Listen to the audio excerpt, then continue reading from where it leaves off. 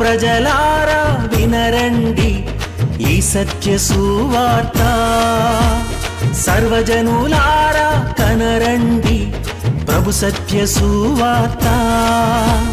వినవచ్చిన ప్రియులకు విమోచన యేసు వార్త. ప్రభు అయిన యేసుక్రీస్తు వారి యొక్క నామములో మిమ్మల్ని అందరినీ ప్రేమతో ఈ సత్య సువార్త అనే ఈ కార్యక్రమానికి ఆహ్వానాన్ని తెలియజేస్తున్నాం. హాయ్ స్నేహితులారా, మనము ఎప్పుడు కూడా దేవుణ్ణి స్తుతిస్తూ మనం సంతోషంగా ఉండాలి.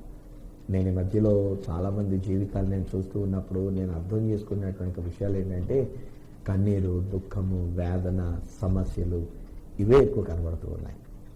మానవ మాత్రంగా మనకు ఉండేటువంటి ఆలోచన కూడా ఎలా ఉంటుంది అని అంటే వాటి మీదనే మనం దృష్టి పెట్టుకొని వాటి మీదనే మనం ఆలోచన పెట్టుకొని మనుషులు టెన్షన్ పడుతూ ఉన్నారు కదా. ఈ టెన్షన్ వలన లేనిపోని బలహీనతలకు మనకు కారణమవుతూ ఉంది. మనకెదురైనటువంటి టెన్షన్ బట్టి లేక ఒత్తిడిని బట్టి నిద్ర లేమిని బట్టి ఒక్కొక్కసారి కుటుంబంలో ఎదురైనటువంటి సమస్యలను బట్టి ఈనాడు మనం బీపీ తెచ్చుకుంటున్నాము, షుగర్ తెచ్చుకుంటూ ఉన్నాము, మనమే ఆహ్వానించుకుంటున్నాం వీటిని. ఈరోజు నేను ఇలా మాట్లాడుతున్నట్టే మీలో అట్లా అనుకున్నారు, అక్షరాల పాస్టర్ గారు మా ఇంట్లో కూడా మాకు అట్లాగే టెన్షన్ ఉండింది, మా ఇంట్లో కూడా మాకు వేదన ఉండింది, ఈ మధ్య ఏంటో నాకు కూడా కొంచెం బలహీనంగా అనిపిస్తూ ఉంది అని మీరు అనుకుంటున్నారు కదా. ఎస్ ఫ్రెండ్స్, ఈరోజు మీరు అట్టి బలహీనత, అట్టి నీరసము, కలవరము ఇవన్నీ కూడా కలిగి ఉండడానికి గల కారణం ఏంటంటే బహుశా అనేకమైన టెన్షన్స్ మీరు ఎదుర్కొంటున్నాం చేత, అనేకమైన ఒత్తిడులు మీరు ఎదుర్కొంటున్నాం చేత. వద్దండి, ఈ దేవుని యొక్క వాగ్దానం ఎలాంటి మాట దేవుడు సెలవిస్తూ ఉంటారు అని అంటే ఎల్లప్పుడూ ప్రభువు నందు ఆనందించండి. మరలా చెప్తాను, ఆనందించండి. హే ఫ్రెండ్స్, మీకే నేను చెప్తున్నా, ప్రభువులో ఆనందించండి, ప్రభువులో సంతోషంగా ఉండండి, ఆనందంగా ఉండండి, హ్యాపీగా ఉండండి. అంతే తప్ప ఎందుకు why worry, why tension, no worry. ఏమాత్రం కూడా మీరు టెన్షన్ పడద్దు, చింతపడద్దు. మీకే నేను చెప్తున్నానండి, మీకు చెప్పడానికే నేను ఇలా మీ ముందుకు వచ్చానండి. ఈ రోజుని నేను ప్రతి కుటుంబానికి నేను హెచ్చరిక చేస్తున్నాను, టెన్షన్ పడద్దు. మనం మంచిగా హాయిగా చక్కగా సంతోషంగా హ్యాపీగా ఉన్నాం. ఈ మధ్య ఒక మాట నానుడి వెళుతూ ఉన్నటువంటి ఒక నానుడి ఏంటంటే, ఒక మాట ఏంటంటే లైట్ తీసుకో అంటున్నారు కదా. మన పిల్లలు ఎక్కువ వాడుతుంటారు, లైట్ తీసుకోవాలని చెప్పేసి. అదే లైట్ తీసుకో అని చెప్పేసి పిల్లలు వాడుకునేటువంటి మాట ఈరోజు నేను మీకు కూడా చెప్తున్నాను. లైట్ తీసుకోండి, ఎందుకు అలాగా మీరు ఊరికే దాని గురించి టెన్షన్ పడిపోతూ ఉంటారు. ఈ కాంటెక్స్ట్లో ఈవెన్ ప్రభువారు చెప్పినటువంటి ఒక మాట నేను మీకు జ్ఞాపకం చేయాలని ఆశపడుతున్నాను. మత్తయి సువార్త 5వ అధ్యాయము 11వ వచనంలో వ్రాయబడుతున్నటువంటి ఒక మాట. మత్తయి సువార్త 5వ అధ్యాయము 11వ వచనం. యాక్చువల్లీ ఇక్కడ చాలా ధన్యతలు అనేటువంటి ఒక విషయాలు చెప్పబడి ఉన్నాయి. ఆత్మ విషయమై దీనులైన వారు ధన్యులు, పరలోక రాజ్యం వారిది అంటూ ఇలాగున అనేకమైన ధన్యతల మాటలు ఆ వచనాల్లో మనకు కనబడుతూ ఉంటాయి. అందులోని అదే ధన్యతలుగా చెప్పినటువంటి ఒక చివరి వచనంగా లేక చివరి ధన్యతగా అక్కడ వ్రాయబడినటువంటి ఒక మాట ఏమని వ్రాయబడిందంటే, నా నిమిత్తము జనులు మిమ్మును నిందించి హింసించి మీ మీద అబద్ధముగా చెడ్డ మాటలెల్లా పలికినప్పుడు మీరు ధన్యులు. ధన్యులు అనే మాటకు ఒకసారి నేను ఎవరికో తర్జుమా చేస్తున్నప్పుడు కూడా వారు ఆ మాట వివరించారు. ధన్యులు అనగా బ్లెస్డ్ అని ఉంటుంది ఇంగ్లీష్లో. యాక్చువల్లీ ద వర్డ్ బ్లెస్డ్కి బదులుగా అక్కడ వాడబడవలసినటువంటి ఒక పదం ఏంటంటే హ్యాపీ ఆర్ దోస్ అని చెప్పేసి చెప్పాలంట. హ్యాపీ అంటే ఎవరైతే ఇలాగనుంటున్నారో వారు సంతోషభరితులు అని చెప్పేసి చెప్పాలి. సంతోషభరితులు, సంతోషము కలిగినటువంటి వాళ్ళు. ఈరోజు అదే మీకు చెప్తున్నా ఫ్రెండ్స్, బీ హ్యాపీ. మీకేనే చెప్తున్నా. ఇంకా కొంతమంది టెన్షన్ పడుతున్నారు ఈ సమయంలో, ఉదయకాల సమయంలో. మనం టెన్షన్స్ పెట్టుకునేది కంటే, చికాకులు కలిగి ఉండడానికంటే, లేవటం మనం కోపంతో, చికాకుతో, ఒకలాంటి మూడుతో మనం లేచేదానికంటే హ్యాపీగా ఉందాం రండి ఫ్రెండ్స్, సంతోషంగా ఉందాం రండి. ఇక్కడ ప్రభువారు చెప్తున్న సంతోషం దేని గురించి సంతోషించి ఆనందించది అని అంటున్నారు అని కనుక మనం ఆలోచన చేస్తే, నా నిమిత్తము జనులు మిమ్మును నిందించి హింసించి మీ మీద అబద్ధముగా చెడ్డ మాటలెల్లా పలికినప్పుడు మీరు సంతోషించాలి. సంతోషించి ఆనందించండి. పరలోకమందు మీ ఫలము అధికముగా ఉంటుంది అని అంటూ ఉన్నారు. ఈ విషయంలో నేను ఆలోచన చేస్తున్నప్పుడు నేటి దినాలలో మన భారతదేశంలో, మన ఆంధ్ర రాష్ట్రంలో, లేక మన ఉభయ తెలుగు రాష్ట్రాల్లో కూడా మన తెలుగు ప్రజల మధ్యలో నేను వింటున్న అనేకమైన విషయాలు ఏంటంటే, ఎవరైనా ఇలాగున యేసు ప్రభుని నమ్ముకుంటే, ఎవరైనా యేసు ప్రభుని గురించి ఒకవేళ ఏదైనా ఒక సువార్తను మనం ప్రకటిస్తుంటే, ఒక మంచి దేవుని బిడ్డగా మనం జీవిస్తుంటుంటే, అలాంటి వాళ్ళ మీదకి చాలా కష్టాలు వస్తూ ఉన్నాయి. ఆఫీస్లో కష్టాలు వస్తున్నాయి కదా. ఆఫీస్లో మనం ఒకవేళ ఒక మంచి క్రైస్తవులుగా జీవిస్తున్నాం అనుకోండి, ఒకవేళ ఏ ఆఫీసు ఏ డిపార్ట్మెంట్ అయినప్పటికైనా సరే మన మీద కక్ష కట్టేటువంటి వాళ్ళు ఎక్కువ తయారైపోతూ ఉన్నారు. కుటుంబాలలో సమస్యలు వస్తూ ఉన్నాయి. ఈ మధ్యలో దేవుడు నాకు అప్పగించినట్టు సంఘ బిడ్డలుగా కూడా నేను చూస్తే చాలామంది ఇంతకు ముందు వేరే విశ్వాసం నుండినటువంటి వాళ్ళు ఇప్పుడు యేసు ప్రభువు నమ్ముకొని వస్తూ ఉన్నారు. ఒక్కొక్కసారి వాళ్ళు వచ్చేటంత వరకు పర్లేదులేండి, బాగానే ఉంటుంది. ఒకవేళ ఇంట్లో ఏదైనా మరణం వచ్చిందంటే మళ్ళీ మామూలు పద్ధతులు మేము చేస్తామని చెప్పేసి అని వాళ్ళు వచ్చేసి గొడవ చేసుకొని వాక దేహాన్ని తీసుకెళ్ళి చేసుకెళ్ళడానికి అనేటువంటి రీతిగా చేస్తున్నారు. ఒక్కొక్కసారి కొన్ని కుటుంబాల్లో ఎలా ఉన్నారు అంటే, ఎవరైతే యేసు ప్రభు దగ్గరికి వెళుతున్నారో, గుడికి వెళుతున్నారో, అలాంటి వాళ్ళ విషయంలో ఏంటంటే, మీరు ఆ మతం మారిపోయారు, మీరు ఆ కులం మారిపోయారు, మీరు ఒక అంటరాని వారు అనేటువంటి రీతిగా వాళ్ళని చాలా ఇబ్బందులు పెడుతున్నారు. వాళ్ళ పిల్లలకి పెళ్ళిళ్ళు కావాలంటే కష్టమైపోతూ ఉంది. ఎవళ్ళు పెళ్ళిళ్ళకి రాము అనేటువంటి రీతిగా వాళ్ళు భీష్మించుకొని కూర్చుంటూ ఉన్నారు. ఎన్ని కష్టాలు ఎదురవుతున్నాయి, just for the reason they have accepted Jesus Christ కదా. యేసు ప్రభుని వారిని అంగీకరించడం చేత, వారు అంగీకరించడం చేత వారి దగ్గరికి ఎవరు రాకపోయేసరికి వాళ్ళు కష్టం. బహుశా ఈరోజు నేను ఇలా మాట్లాడుతుంటే ఒక కుటుంబం మీరు కూడా ఇలా నలిగిపోతూ ఉండినారు. పాస్టర్ గారు, నిజమే పాస్టర్ గారు, మేము ఇలాగన యేసు ప్రభుని నమ్ముకున్నందు చేత మా వాళ్ళు, మా ఇంట్లో ఏ కార్యక్రమం జరిగినా కానీ మా బంధువులు ఎవరూ రావట్లేదండి. అటువైపు బంధువులు రావట్లేదు, ఇటువైపు బంధువులు కూడా రావట్లేదు. మా అత్తింటి వారు ఎవరూ రావట్లేదు, నా పుట్టింటి వారు కూడా ఎవరు రావట్లేదు. మాకు ఎంత బాధగా అనిపిస్తుంది. అప్పుడు కనీసం నేను ఆ క్రైస్తవ సంఘానికి నేను చెప్పారే, ఫ్రెండ్స్, క్రైస్తవ సంఘం కూడినటువంటి ఒక బిడ్డలారా, సంఘ పెద్దలారా, సంఘ కాపరి, అలానే మిగిలినటువంటి సంఘంలో ఉన్న బిడ్డలు, మనం వెళ్దామండి. మనం వెళ్ళి మనం అందరం కలిసి వారికి బంధువులుగా మనం ఉందామండి. ఏమవుతుందంటే ఈ మధ్య కూడా చాలా నిర్లక్ష్యం అయిపోయి ఎవరో ఓ 10 మంది వెళ్ళేటువంటి వాళ్ళు ఉంటారు, వాళ్ళు రెగ్యులర్గా వెళ్తూ ఉంటారు. లేదంటే ఒక 5-6 ఉంటారు, ఎక్కడ కార్యక్రమాల్లో కానీ పాస్టర్ గారితో పాటు మీటింగ్స్కి రాగలిగినటువంటి వాళ్ళు మాత్రమే వెళ్తారు. ఓ ప్రక్క వాళ్ళకి యేసు ప్రభు నమ్ముకున్న చేత వాళ్ళ సొంతోళ్ళు రాకపోయే, మరొక ప్రక్క యేసు ప్రభు నమ్ముకున్నటువంటి సంఘ బిడ్డలు రాకపోయే.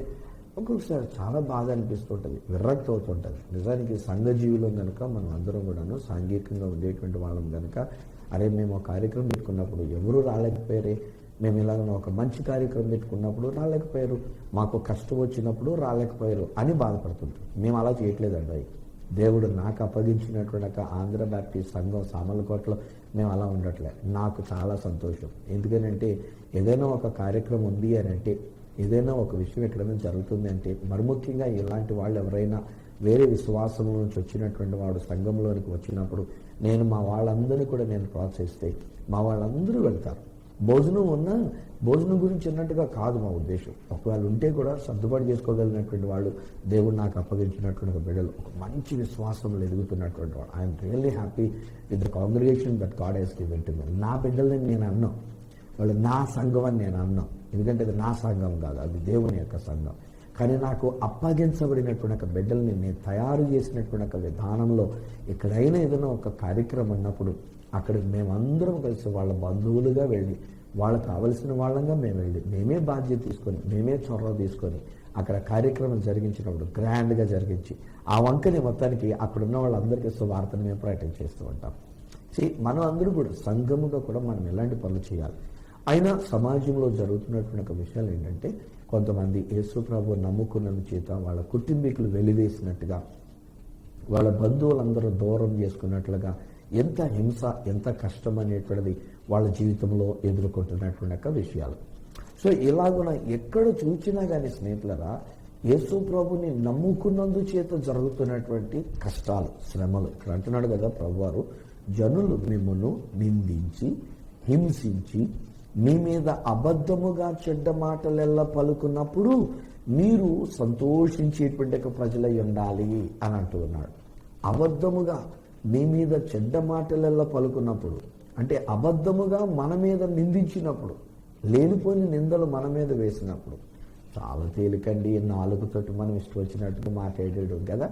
సో పొరుగు వాళ్ళు గబుక్కుని ఏమంటారంటే, మనమేమో చక్కగా సిద్ధపడి గుడికి వెళ్తూ ఉంటాము, వాళ్ళు అంటారు కదా ఎక్కడికి వెళ్ళిపోతుందో ఆ మనిషి, చక్కగా సింగారించుకొని మరి అలంకరించుకొని మరి వెళ్ళిపోతుంది, ప్రతిరోజు వెళ్ళిపోతుంది. మా దగ్గరికి అయితే దేవుడు నాకు అప్పగించిన సంఘంలో తెల్లవారుజామున మాకు ప్రార్థన ఉంటుంది. నేను ఇప్పుడు మునుపటి రోజుల్లో అయితే మా బాప్టిస్ట్ పాస్టర్లు అయినటువంటి వాళ్ళని బాప్టిస్ట్ సంఘాలు ఏం చేసేవారంటే, పాదిరి గారు మీకు జీతం ఇస్తున్నాం కదా, మీరు మైక్లో ప్రార్థన చేయండి, మేము వింటాము, తద్వారా మేము అటెండెన్స్ వేసుకుంటాము. ఇలాగ ఉండేది ఇంతకు ముందు రోజుల్లో. నేను మా వాళ్ళకి నేర్పించిన విషయం దాదాపు 20-25 సంవత్సరాల క్రితం నేను నేర్పించాను. ఇప్పటికింకా దాన్ని విడిచిపెట్టలేం. ప్రతిరోజు తెల్లవారుజామున 5 గంటల నుంచి 5:30 వరకు దేవుని ఆలయంలోనికి బిడ్డలు వస్తారు. వాళ్ళతో నేను దేవుని యొక్క వాక్యాన్ని నేను మాట్లాడుతూ ఉంటాను. ఒక్కొక్కసారి నాకు భయం వేస్తూ ఉంటుంది. పాపం బిడ్డలు, కుమార్తెలు వాళ్ళ ఇంటికాడి నుంచి బయలుదేరి వస్తున్నప్పుడు కొన్నిసార్లు యవన బిడ్డలు అయినటువంటి వాళ్ళు వస్తూ ఉంటారు. తెల్లవారుజాము ప్రార్థనగా మెలకు తెచ్చుకొని కొంతమంది దూరం నుండి నడిచి వస్తుంటారు. దాదాపు 1-2 కిలోమీటర్లంత దూరం నుంచి కూడా కొంతమంది నడుచుకొని తెల్లవారుజాముకి వస్తూ ఉంటారు. నేను వాళ్ళని ఎంకరేజ్ చేస్తుంటా, స్వామి కార్యం స్వకార్యం లాగా మీరు ఇంటికాడి నుంచి అంత దూరం నుంచి మీరు నడిచి రావటం వలన వాకింగ్ జరిగిపోద్ది. అదే సమయంలో ఇక్కడికి వచ్చిన తర్వాత స్పిరిచువల్ ఫుడ్గా, ఆత్మ సంబంధమైనటువంటి ఆహారముగా దేవుని యొక్క వాక్యాన్ని మీరు పంచివ్వటం వలన ఆత్మ సంబంధమైనటువంటి జీవాన్ని మీరు పొందుకుంటారు. డబల్ ధమాకా మీకు ఆశీర్వాదాలు అని అంటూ ఉంటాం. కానీ వాళ్ళు వచ్చినప్పుడు అంత తేలిగ్గా వచ్చేయగలుగుతామా? ఎవడో ఒకడు ఉంటాడు రోడ్డు మీద. ఒక్కొక్కడు తాగేసి ఉండొచ్చు, తెల్లవారుజామున తాగేసి ఉండొచ్చు, తెల్లవారుజామున వస్తున్నవాడే ఉండొచ్చు. అంతేందుకండి, ఒక్కొక్కసారి ఇంట్లో వాళ్ళే కూడా మాట్లాడవచ్చు. ఏంటి ప్రతిరోజు నువ్వు ఇలా వెళ్ళిపోతున్నావు, నువ్వు నిజంగా గుడికే వెళ్తున్నావా లేకపోతే ఎక్కడికన్నా వెళ్తున్నావా అన్నారు అనుకోండి. పాపం ఈ కుమార్తెల మనసు ఎంత చివుకుమంటే అది ఆలోచించేయండి కదా, ఎంత నలిగిపోతారు వాళ్ళు. అబద్ధముగా వాళ్ళు వెళ్తుంది, యథార్థంగా దేవుని యొక్క సన్నిధికి వస్తున్నారు, యథార్థంగా దేవుని కొరకు వాళ్ళు వస్తున్నారు. చివరికి నేను కూడా ఒక్కొక్కసారి ఉంటాను, ఒక్కొక్కసారి ఉండకపోతాను. ఎక్కువ క్యాంపుల్లో నేను వెళ్తూ ఉంటాను. సో పాస్టర్ గారి మీద అభిమానం కూడా కాదు, వాళ్ళు దేవుని కొరకు వాళ్ళు వస్తున్నారు, దేవుని మాట కొరకు వాళ్ళు వస్తున్నారు, దేవుని సన్నిధిలోనికి వాళ్ళు వస్తున్నారు. ఎంత నిజాయితీగా వాళ్ళు వస్తూ ఉండంటే, ఇంట్లో వాళ్ళు అన్న మాట ఏంటి, ఇంటి పక్కన వాళ్ళు అన్న మాట ఏంటి, రోడ్డు మీద ఎవడో ఒకడు అన్నటువంటి ఒక మాట ఏంటి, చూడండి, ఆలోచించండి. ఆ మాట లేని మాటను వాళ్ళు అలా పలికినప్పుడు ఆ కుమార్తెలు లేక సోదరులు లేక వచ్చేటువంటి పెద్దవాళ్ళు వాళ్ళ మనసు ఎంత చివుకుమంటది కదా. అబద్ధముగా మీ మీద చెడ్డ మాటలెల్లా పలుకున్నప్పుడు మీరు ధన్యులు అని అంటున్నారు. హల్లెలూయా. జనులు మిమ్మల్ని నిందించి హింసించి అబద్ధముగా మీ మీద చెడ్డ మాటలెల్లా పలుకున్నప్పుడు సంతోషించి ఆనందించండి, పరలోకమందు మీ ఫలము అధికమవుతుంది. హింస కూడా ఎదురవుతుందండి. మొన్న మధ్యలో నేను హైదరాబాద్లో జీడిమెట్ల దగ్గర ఎవరో ఒక పాస్టర్ గారిని కొందరు దొండగులు గుళ్ళోకి వెళ్ళి మరి కొట్టారంట. ఆ మధ్యలో అంతకుముందు ఒకసారి ఒక ఆయన బైబిల్ ఏదో పచ్చి పెడుతుందంటే దాన్ని కూడా కొంతమంది కొట్టారు. ఆయన చాలా కాలం పాటు హాస్పిటల్లోనే ఉండి ఉన్నారనేటువంటి విషయం మనం వార్తలలో వింటూనే వచ్చిన్నాం. సో ఈ రోజుల్లో కొంతమంది మరీ మూర్ఖత్వంగా పెచ్చిరిల్లిపోయి మ్యాన్ హ్యాండ్లింగ్ చేసుకుంటూ చేతితో కొట్టి లేకపోతే కర్రలతో కొట్టి రాడ్లతో కొట్టి ఇలాగున చేయటం అది అంత మంచిది కాదు. మరి దేశం కూడా ఎటు వెళ్తుంది ఏంటో నాకు తెలియట్లేదు. దేశ ప్రభుత్వాలు మరి ఏం చేస్తున్నాయో ఇలాంటి విషయాల్లో మత స్వేచ్ఛ, మత స్వాతంత్రం కలిగినటువంటి దేశంలో ఇలాగున హింసించడం అనేటువంటిది అది సరైనటువంటి విషయం కాదు. బట్ ఇలా జరగడం సహజం. బైబిల్ గ్రంథంలో నుంచి కూడా ఒక వ్యక్తి యొక్క జీవితాన్ని గురించి చిన్న మాట నేను మీకు జ్ఞాపకం చేసి మిమ్మల్ని ధైర్యపరుస్తాను. దానియేలు అనేటువంటి ఆయన ఉన్నారు కదా, ఈ దానియేలు గారి యొక్క జీవితంలో చాలా భక్తిగా ఉంటూ వచ్చినాడు. ఆయన ఎలాంటి పరిస్థితులు వచ్చినా వాటికి ఏమాత్రం లొంగిపోకుండా తన దేవుణ్ణి ప్రార్థించుకుంటూ స్తుతించుకుంటూ సంతోషంగా ఉంటూ ఆనందంగా ఉంటూ ఇది ఆయన యొక్క జీవితంలో ఆయన చేస్తున్నటువంటి పనులు. అయితే ఏం జరిగింది, కొందరు తన తోటి ఉద్యోగస్తులైనటువంటి వారు ఈయనకి ప్రమోషన్ల మీద ప్రమోషన్లు వస్తున్నందు చేత ఈయన మీద గిట్టక ఈయన మీద అసూయపడి రాజుగారి దగ్గరికి వెళ్ళి ఒక జీవో తయారు చేయించారు. రాజుగారిని కాస్త పొగిడేసరికి రాజుగారు దానికి ముగ్ధుడైపోయాడు. రాజుగారితో వాళ్ళు చెప్పిన మాట ఏంటంటే, రాజా ఒక 30 రోజుల పాటు ఎవరైనా తమ విన్నపాలు ఏదైనా తెలియజేసుకుంటే అది మీకే తెలియజెప్పాలి తప్ప మరెవరికీ తెలియజేయడానికి వీల్లేదు, మరెవరికీ మొర్ర పెట్టుకోవడానికి వీల్లేదు, మరెవరికీ ప్రార్థన చేయడానికి వీల్లేదు అన్నట్టుగా చెప్పారు. చెప్పేసరికి రాజుగారికి అది హుషారు అనిపించింది. అంతే, రాజుగారు అటు శాసనం తయారు చేసేసాడు. తన ఉంగరం తీసిన దాన్ని ముద్ర వేసింది, ఇది రాజముద్రగా అని చెప్పేసి అని రాజముద్ర వేయించేశారు. ఈ రోజున కూడా స్నేహితులరా, ఒక్కొక్కసారి నాకు భలే బాధ అనిపిస్తూ ఉంటుందండి. నా మాట అర్థం చేసుకునే ప్రయత్నం చేయండి. ఆదివారం అనేటువంటిది సెలవు రోజు. ఆదివారం నాడే మనము కూడా మన ప్రభు అయిన యేసుక్రీస్తు వారు పునరుత్థానుడై తిరిగి లేచినటువంటి రోజు అని చెప్పి మన ప్రభువుని ఆరాధించడానికి దేశంలో మైనారిటీగా ఉండినటువంటి క్రైస్తవ సమాజం ఆదివారం నాడు దేవుణ్ణి ఆరాధించడం పెడతారు. కానీ ఈలోగా గవర్నమెంట్ ఏం చేస్తుంది? ఏదో కార్యక్రమాలు పెట్టి ఆ రోజుకి ఆదివారం నాడు మీరు ఉద్యోగానికి వచ్చి తీరాలి, ఆదివారం నాడు మీరు ఈ పని చేసి తీరాలి, ఒకవేళ ఎవరైనా కనుక ఆదివారం నాడు మీరు ఆబ్సెంట్ అయ్యారు అని అంటే మీ ఉద్యోగం తీసేస్తా జాగ్రత్త. ఈలోగా ఏదన్నా పరీక్షలు అని అంటే ఆ పరీక్షలు కూడా తీసుకొచ్చి ఆదివారం నాడే పెడుతూ ఉన్నారు.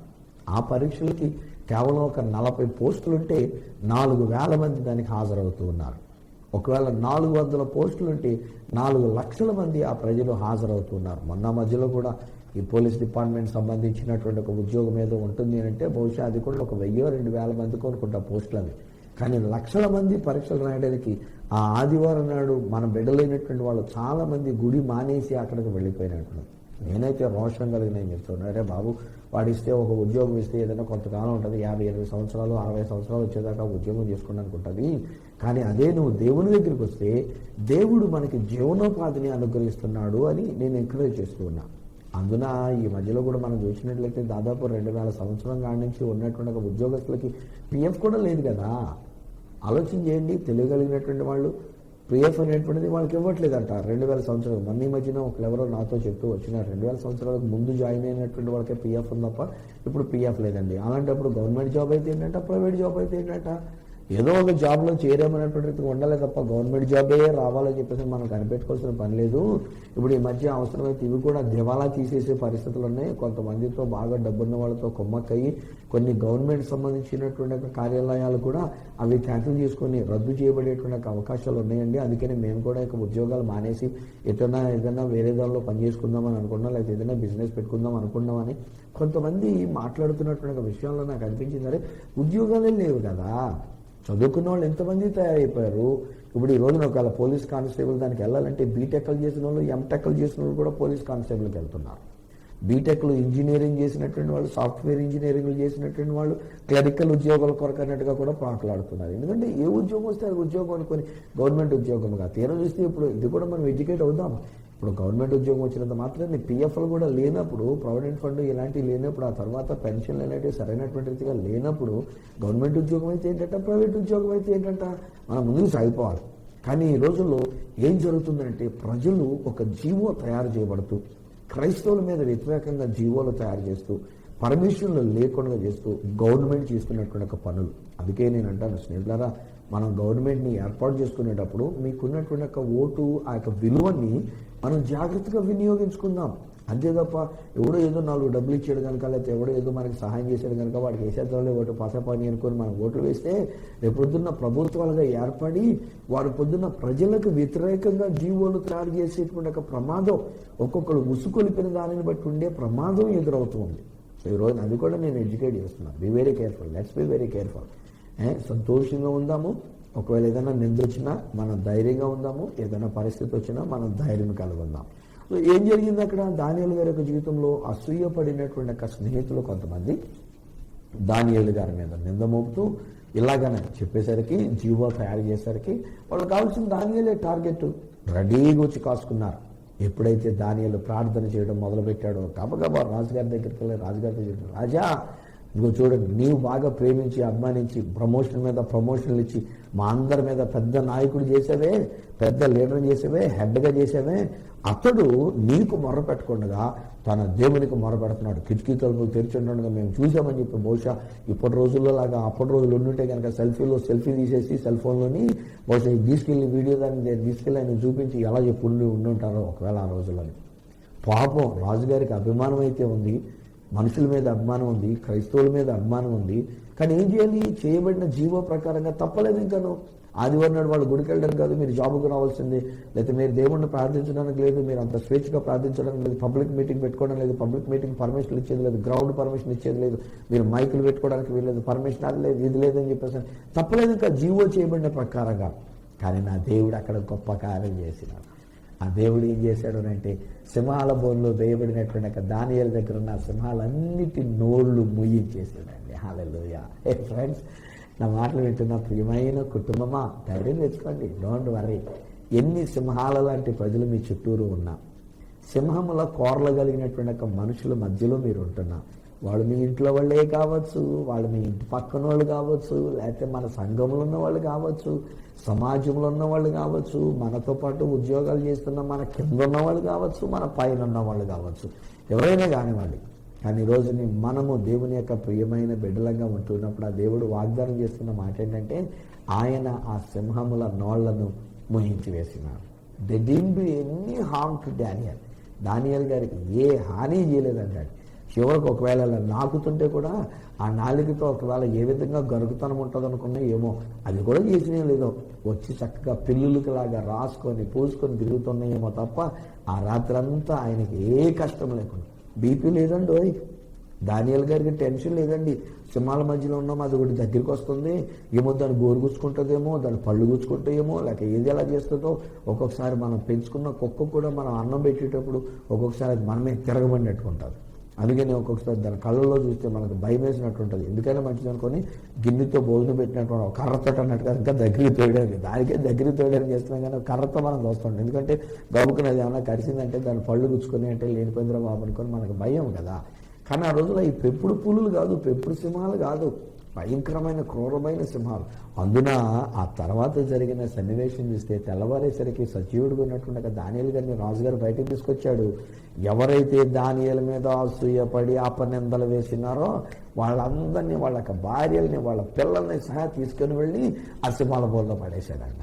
అప్పుడు బైబిల్లో రాయబడిన మాట ఏంటంటే, వాళ్ళు ఇంకా అడుగునకు చేరక మునిపే, వాళ్ళు ఇంకా కిందకి వెళ్ళక మునిపే వాళ్ళు మొత్తం అందరినీ ఎముకలు సైతం పొడుగు చేసేసుకొని తినేసినాయి అంట. కానీ ఈ రోజుల్లో నేనైతే వాళ్ళందరూ చచ్చిపోవాలని నేను కోరుకోనండి. ఎవరు మనకి వ్యతిరేకంగా అసూయపరులుగా ఉండి మనల్ని ఎలాగో చేస్తున్నారో వాళ్ళందరూ పోవాలని నేను కోరుకోను. కానీ ఒకటి నేనంట, మనం ఎప్పుడైతే సహించుకుంటామో, మనం ఎప్పుడైతే కష్టంలో మనం సంతోషించి ఆనందిస్తామో, దేవుడు వాళ్ళందరినీ రక్షించుకుంటాడు. ఎవరైతే మనకు విరోధంగా పనిచేశారో, ఎవరు మన మీద పన్నాగం పన్నారో, ఎవరు మన మీద దుమారం లేపారో, ఎవరు మన మీద అన్యాయంగా మాట్లాడి ఉన్నారో, అపనిందలు వేసి ఉన్నారో, ఎవరు మన మీద ఏ విధమైనటువంటి రీతిగా వాళ్ళు చేసినారో, వాటన్నిటి విషయంలో నేను కోరుకునేది ఒకటేనండి, దేవుడు వాళ్ళకి రక్షణ భాగ్యాన్ని అనుగ్రహిస్తున్నాడు.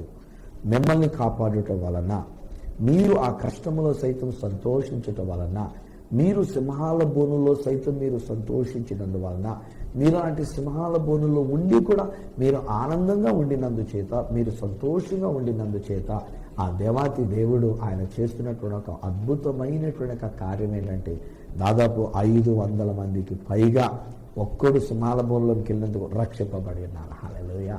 ఈరోజు నేను కోరుకుంటుంది అదే, నా తెలుగు ప్రజలందరూ రక్షింపబడాలి, నా భారతదేశ ప్రజలందరూ రక్షింపబడాలి. వస్తానని చెప్పిన యేసు ప్రభు వారి యొక్క రెండవ రాకడ అతి సమీపించిన ఈ కడవరి దినాల్లో మనలో ఉన్న అసూయ, ద్వేషాలు ఇవన్నీ కూడా తొలగిపోవాలి. మనలో ఉన్నటువంటి ఒక చేదు తీసివేయబడాలి, మనలో ఉన్నటువంటి ఒక విషం తీసివేయబడాలి. మన సాటి వారిని మనం ప్రేమిద్దాం, అందరి ఎడల మనం మంచిగా ఉందాం. ప్లస్ మీకు నేను చెప్పే మాట ఏంటంటే, మీకు ఎలాంటి శ్రమ వచ్చినా, మీకు ఎలాంటి కష్టం వచ్చినా, ఎలాంటి నింద వచ్చినా, ఎలాంటి అపనింద మీ మీద మోపబడిన, హే ఫ్రెండ్స్, ఈరోజు నేను చెప్తున్నటువంటి ఒక మాట ఏంటంటే, బీ హ్యాపీ అండి, సంతోషంగా ఉండండి, ఆనందంగా ఉండండి, దేవుని స్తుతించుకుంటూ ఉండండి, ఆనందించండి. ఆ దేవాతి దేవుడు మీ సంతోషానికి జవాబు మీకు హాయిగా ఆరోగ్యాన్ని ఇస్తూ ఉన్నాడు. మీ ద్వారా అనేక మంది రక్షింపబడేటువంటి ఒక భాగ్యం ఇస్తున్నాడు. హ్యాపీగా ఉంటారా? మీరున్నారు, సమస్యలు ఉన్నారు, నేను కాదనట్లేదు, కష్టంలో ఉన్నారు, మీ మీద వ్యతిరేకతలు ఉన్నాయి, మీ ఇంట్లో వాళ్ళే మీకు వ్యతిరేకంగా ఉండినారు. But be happy in that. అందులోని సంతోషించి ఆనందించండి, పరలోకమందు మీ ఫలము అధికముగా ఉంటున్నది. తండ్రి, ఈ బిడ్డల కొరకు నేను స్తోత్రాలు చెల్లిస్తున్నాను. కష్టాలు ఉన్నాయి నాయన, ఇబ్బందులు ఉన్నాయి నాయన, బాధకరమైనటువంటి విషయాలు ఉన్నాయి నాయన, నలిగిపోతున్న స్థితిగతుల్లో మీరు ఉన్నారు నాయన. నాయన, నిజంగా మాకు బీపీ, టెన్షన్ వచ్చేటువంటి పరిస్థితులు ఉన్నాం నాయన. నాన్న షుగర్ వ్యాధి ఎక్కువైపోయేటువంటి ఒక ప్రమాదకరమైన స్థితిలో ఉండి ఉన్నాం నాయన. బట్ స్టిల్ మీ వాక్యం చెప్పినట్లుగా ఈ రోజున మేము నీ మాట చొప్పున మేము సంతోషిస్తాం, మేము ఆనందిస్తాం. శ్రమలు వచ్చినా, కష్టాలు వచ్చినా, నిందలు వచ్చినా, అపనిందలు వచ్చినా, మా బిడ్డల మీద నిందలు మోపినా, మా కుటుంబం మీద నిందలు మోపినా, మా ఇంట్లో వాళ్ళే మా మీద నిందలు మోపినా, మమ్మల్ని హింసించినా, మమ్మల్ని కష్టపెట్టినా, ఎలాంటి పరిస్థితులు మాకు వచ్చినా ఈ రోజున మేము సంతోషించి ఆనందించడానికి మేము సిద్ధంగా ఉన్నాం. అలా సంతోషించి ఆనందిస్తూ ఉంటుండగా మా ప్రభువా ఇవన్నీ కార్యాన్ని మీరు మా కొరకు చేస్తున్నారు. మమ్మల్ని కాపాడుతున్నారు. ఆ సింహాలు మమ్మల్ని ఏమీ చేయనివ్వకుండా కాపాడుతున్నారు. రెండోది, దానికంటే మించింది 500 మంది ఆ సింహాల బోన్లో పడవేయబడినప్పుడు వాళ్ళు రక్షింపబడినట్లుగా, అక్కడైతే చరిత్ర ప్రకారంగా వాళ్ళని చంపేసి తినేసినాయి. కానీ ఇప్పుడైతే మేము అంటున్న మాట ఏంటంటే, అంతమంది ఎవరెవరైతే మా మీద వ్యతిరేకంగా మాట్లాడారో వాళ్ళందరూ రక్షింపబడాలి. అలాంటి రక్షణ భాగ్యం మీరు ఇస్తున్నారు. నీ పరలోక రాజ్యాన్ని వారికి ఇస్తున్నారు. కనుక నీకు వందనాలు. ఈ నా మాటలు విన్న ప్రతి కుటుంబం సంతోషంగా ఉండాలి నాయన. ప్రతి ఇంటిలో ఉన్నటువంటి ప్రతి ఒక్కరూ సంతోషంగా ఉండాలి నాయన. ఈ కుటుంబాన్ని నీ చేతులకు అప్పగించుకుంటూ, ఈ బిడ్డలను నీ చేతులకు అప్పగించుకుంటూ యేసు శక్తిగల నామమున ప్రార్థించి పొంది ఉన్నాము తండ్రి, ఆమేన్. తండ్రి, కుమార, పరిశుద్ధాత్మలను దేవదేవుని దీవెన ఆశీర్వాదం ఆయన బిడ్డలుగా మీకు, మీ కుటుంబానికి అంతటికి ఎప్పుడు మీరు సంతోషంగా ఉండినట్లు సదా మీకు తోడయండి, మిమ్మల్ని ఆశీర్వదించి నడిపించును గాక. ఆమేన్, ఆమేన్. వెల్ స్నేహితులారా, ప్రభు మీకు తోడై ఉన్నారు. ఆ ప్రభు మిమ్మల్ని కాపాడుతున్నారు. మీరు సంతోషంగా ఉండటం వలన మీ ద్వారా అనేక మంది రక్షింపబడేటువంటి అవకాశం దేవుడు మీ ద్వారా ఇస్తూ ఉన్నాడు. So be happy. 500 మంది కనీసం రక్షింపబడుతున్నారంటే ఎంత సంతోషించాలి. Don't look at the problem. సమస్య వైపు చూడకండి, సింహాల వైపు చూడకండి, లేకపోతే ఉన్న సిచ్యువేషన్ మీరు చూడకండి. మీకు ఎవరెవరు మీ మీద నింద మోపారో, ఎవరెవరు మీ మీద అన్యాయంగా మాట్లాడారో ఈ విషయాలు చూడకండి, పట్టించుకోకండి. మీరు ప్రభులో ఆనందిస్తూ, ప్రభుని స్తుతించుకుంటూ మీరు ముందుకు సాగిపోవాల్సిందిగా నేను కోరుకుంటూ ఉన్నాను. ఒకవేళ ఈ విషయంలో మీరు ఏదైనా నాతో పంచుకోవాలని అనుకున్నా, ఏదైనా చెప్పాలని అనుకున్నా, ఒకవేళ ఏదైనా ప్రేయర్ రిక్వెస్ట్ నాకు తెలియజేయాలని అనుకున్నా, నేను మీకు మనం చేసేటువంటి ఒక మాట ఏంటంటే, ఒక ఉత్తరం రాయండి. లేదు అని అంటే ఒక SMS చేయండి. ఇప్పుడు ఫోన్ కాల్స్ అందరూ SMS చేస్తున్నారు. తెలుగులో టైప్ చేయొచ్చు, ఇంగ్లీష్లో టైప్ చేయొచ్చు. సో ఒక SMS చేయండి. లేదంటే వాట్సాప్ ద్వారా ఒక మెసేజ్ ఏదైనా పంపించండి. లేదంటే ఈమెయిల్స్ ఒకవేళ మీకు అందుబాటులో ఉంటే ఈమెయిల్ చేయగలిగితే సెల్ ఫోన్ ద్వారా కూడా ఈమెయిల్స్ పంపించుకోవచ్చు. కనుక పంపించుకుందరు కాదు. నా అడ్రస్ ఈ సత్య సువార్త, సామర్లకోట 533440, తూర్పుగోదావరి జిల్లా, ఆంధ్రప్రదేశ్. అడ్రస్ మరొకసారి చెప్తూ ఉన్నా, ఈ సత్య సువార్త, సామర్లకోట 533440, ఈస్ట్ గోదావరి డిస్ట్రిక్ట్, ఆంధ్రప్రదేశ్. ఒకవేళ నాతో మీరు ఫోన్లో మాట్లాడాలని కోరుకుంటే నా ఫోన్ నెంబర్స్ 9848110907, 9440040992, 888855276662. ఒకవేళ నాకు ఈమెయిల్ చేయాలనుకుంటే నా ఈమెయిల్ ఐడి ఈ సత్యసువార్త@gmail.com. అలా రేపటి దినాన్ని ఈ సత్యసువార్త అనే కార్యక్రమంలో మిమ్మల్ని కలుసుకునేటంత వరకు మనందరికీ ఇటువంటి సంతోషాన్ని, ఆనందాన్ని మనకిచ్చిన ఆ దేవాతి దేవుని చేతులకే మిమ్మల్ని అప్పగిస్తూ మీ దగ్గర సెలవు తీసుకుంటున్న మీ ప్రియ సహోదరుడు ఈ సత్య సువార్త రాజు.